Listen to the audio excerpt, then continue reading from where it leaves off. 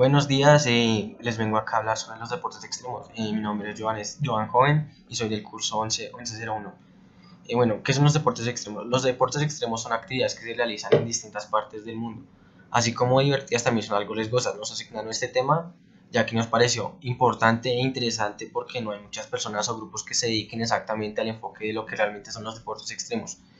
En los deportes extremos, las personas que los practican son la mayor parte de ellas y practicadas para hacerlo, ya que corren un gran riesgo al hacerlo, puesto que tienen muchas consecuencias. El término deporte extremo no es adecuado aplicarlo cuando se realiza simplemente una actividad recreativa o turismo.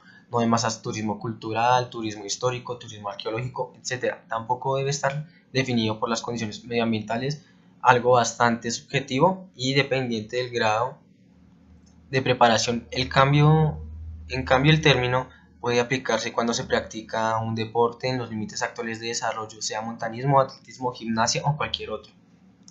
Se empieza a utilizar términos deportes de aventura cuando se practica deportes de más alto riesgo o normalmente sin ser profesionales. Un ejemplo de estos es la diferencia entre espeleología y espelismo. El primero se refiere a la actitud científica, mientras que el segundo se refiere a aquella persona que lo practica solo por deporte, gusto o diversión.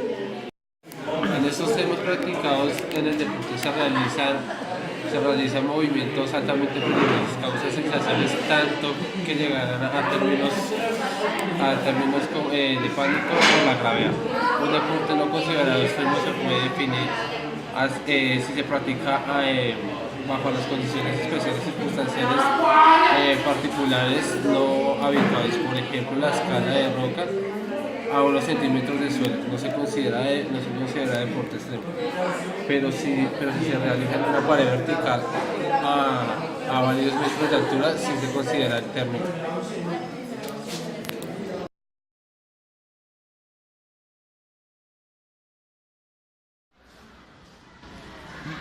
Estos deportes de aventura, quienes los practican, tienen ciertas características como: no hay reglamentación fija, no hay horario específico, las prácticas varían el ritmo y la intensidad, los deportes son originales y creativos, hay una constante búsqueda de placer y satisfacción, sensaciones de riesgo y aventura, necesidad de autorrealización, satisfacción de preferencias, ampliación del yo o su personalidad, control de emociones, compromiso personal, liberación de mente y física, búsqueda de nuevos retos, exteriorización del estrés, desarrollo de una práctica diferente, influencia de modas.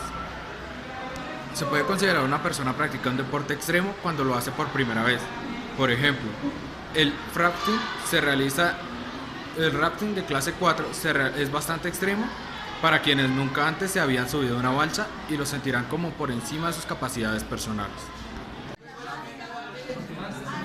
Se puede considerar que la persona practica un deporte extremo cuando lo hace por primera vez. Por ejemplo, el rafting de clase 4 es bastante extremo para quienes nunca antes habían subido a una balsa y lo sentirán muy por encima de sus capacidades.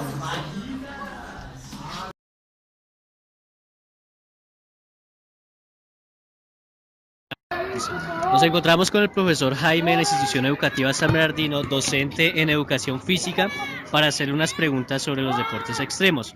Profe, ¿qué son los deportes extremos para usted?